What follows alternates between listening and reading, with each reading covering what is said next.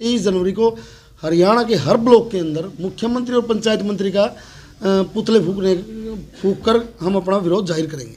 जी, कल रोहतक के circuit house में सरपंचों का हर एक ज़िले से सरपंचों को बुलाया गया था। जो जिला प्रधान थे उसमें सरपंच एसोसिएशन हरियाणा प्रदेश का गठन किया गया था और आगे की आगामी कार्यवाही के बारे में जो सरकार की मनमानी और जो सरकार जिस तरीके से सरपंचों को धमकाने का और राइट टू रिकॉल का शब्द प्रयोग कर सरपंचों को हताश और उनकी मर्यादा को धराशायी करने का काम कर रही हैं, उसके बारे में आगे की रूपरेखा तैयार की गई। तो उस जो कमेटी का गठन हुआ, उस कमेटी में 25 सदस्यीय वो कमेटी का गठन किया गया, जिनके प्रधान श्री रणवीर सिंह जी गिल समेन उनको बनाया गया। उप प्रधान श्रीमती संतोष बेनीवाल जो कि दड़बा कला से सरपंच है, सिरसा डिस्ट्रिक्ट से। उसके बाद जो महासचिव इस कार्य करने के हैं वो ईसम सिंह जी करनाल से, और उसके बाद जो सेक्रेटरी है, सचिव है, वो विकास खत्री जी रोहतक से। उसके बाद जो कोषाध्यक्ष है वो चुन्नी लाल जी, वो भी कलानौर से संबंधित है। उसके बाद प्रवक्ता मैं खुद चंद्रमोहन पोटलिया और सह प्रवक्ता आरिफ हाथोड़ी जी मेवात से, और 5 जोनल उपाध्यक्ष भी बनाए गए, वो निम्न प्रकार से है।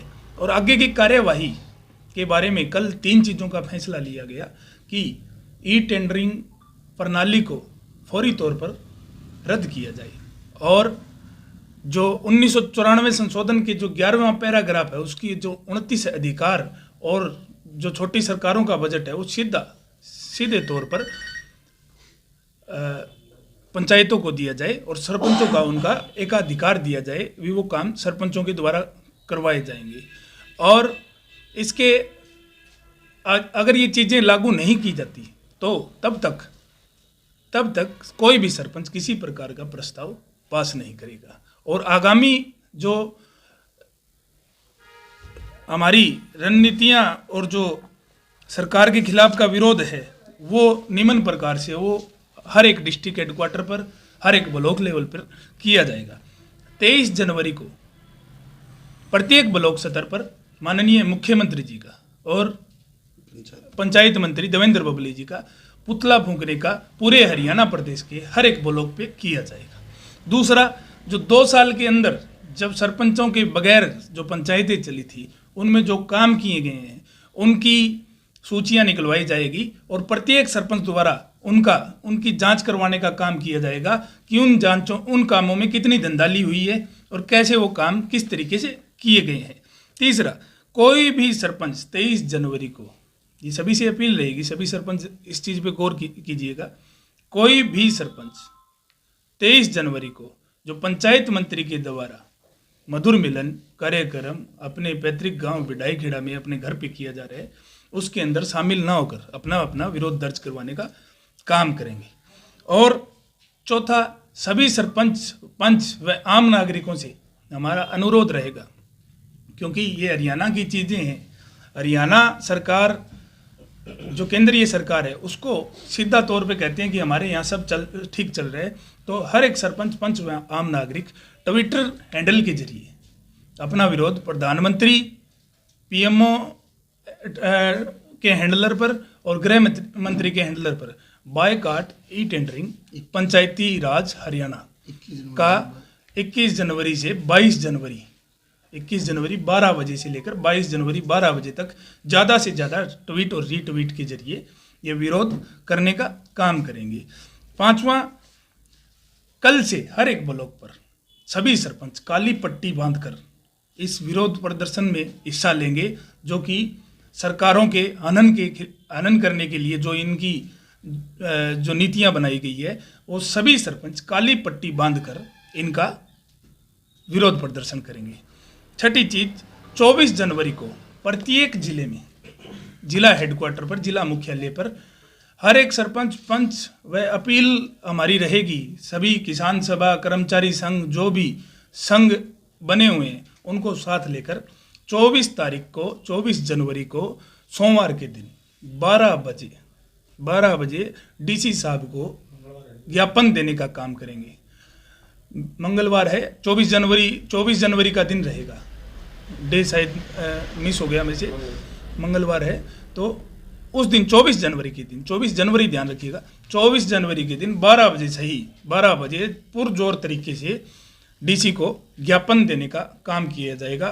उसका जो लिटरेचर है वो हम सभी सरपंचों को एक लिटरेचर के रूप में सभी डीसी कार्यालय पर डीसी को ही वो ज्ञापन सौंपने का काम करेंगे। धन्यवाद।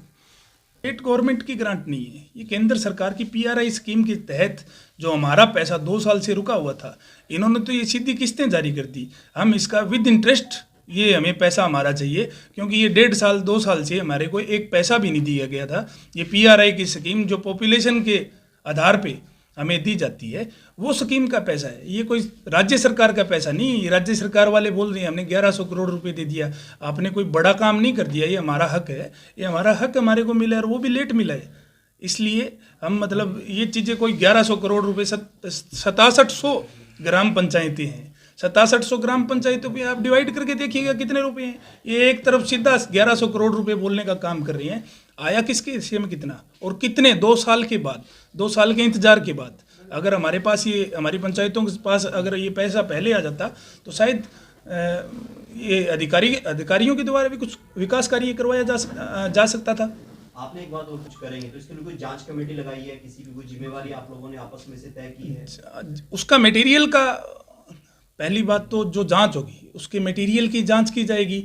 लगभग कई जगह की चीज़ें हमारे पास आई है, उसके अंदर इन्होंने ऐसा मटेरियल यूज किया है, उनका अगर जांच कमेटी के द्वारा जांच होगी तो ठीक है, नहीं पर्सनल तौर पे प्राइवेट तौर पे कोई इंजीनियर है या कोई इसकी लेबोरेटरी है, उसमें उसकी जांच करवाई जाएगी जो गवर्नमेंट अथोराइज्ड है। जैसा कि आपके धमकोरा शायद गांव है टोहाना का, उसके अंदर 3 मनरेगा के काम चल रहे थे।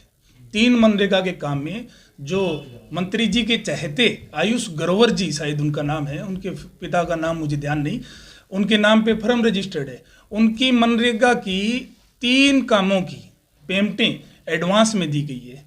एक और गांव है जिसमें शमशान भूमि की सड़क बननी थी, चांदपुरा शायद चांदपुरा गांव है, चांदपुरा की शमशान भूमि की जो रास्ता बना है उसकी एडवांस पेमेंट कर दी गई है।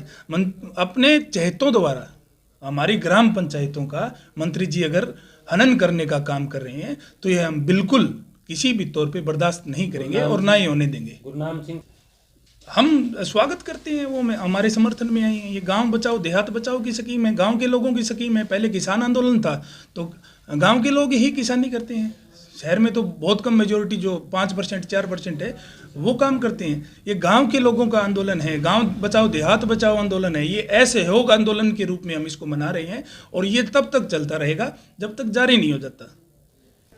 नहीं, अंतिम हमारे लिए अंतिम चीज़ कुछ भी नहीं है। हम हमारी लड़ाई तब तक जारी रखेंगे जब तक हमें हमारे हक नहीं मिल जाते। सीएम साहब अगर कह रहे हैं, हम पहली बात तो अगर सरकार के साथ बातचीत करेंगे, हम मुख्यमंत्री के अलावा किसी दूसरे, चाहे वो पंचायत मंत्री है, चाहे वो विधायक है, चाहे कोई इनका अधिकारी है, हम मुख्यमंत्री के अलावा किसी से बात नहीं करेंगे। हम सिर्फ सीधा तौर पे मुख्यमंत्री से बात करके ही अगर वो हमारी समस्याओं का हल निकालते हैं तो ठीक है, नहीं तो हर एक तरीके से, चाहे हमें कोर्ट में जाना पड़े, चाहे हमें आंदोलन लड़ना पड़े, उसके लिए हम पूर्ण रूप से तैयार हैं। बने वो सारे के सारे वहाँ पर पहुँचे थे। मैं ये कहना चाहता हूँ कि कल हमारा एक सामूहिक रूप से एक बैठक का आयोजन किया गया था जिसमें हर डिस्ट्रिक्ट के वो थे, जिसमें जैसे चंद्रमोहन जी ने बताया, मुझे प्रधान उप प्रधान संतोष बेनीवाल जी, प्रवक्ता हमारे चंद्रमोहन जी हैं, जनरल सेक्रेटरी समसिंह जाम्बा है और सचिव है विकास खत्री जी।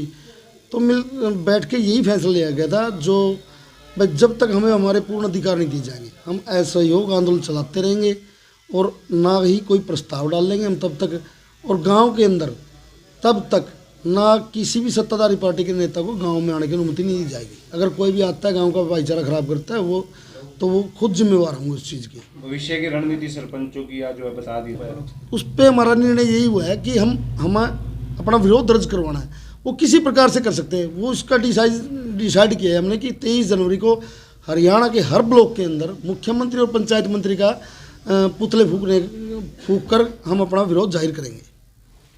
तैयारी है, क्या कहना चाहेंगे इस बारे में? ये तो अपने आप हर चीज़ में सिरे ढूंढने का काम है इस सरकार का। ऐसा कुछ नहीं है, कोई एहसान थोड़ा है, ये हमारा अधिकार है, ये हमारे गांव का पैसा है। क्या एहसान है इन लोगों का? कोई ऐसा नहीं है। लोगों को गुमराह कर रहे हैं कि पैसा आ गया, सरपंच काम नहीं कर रहे।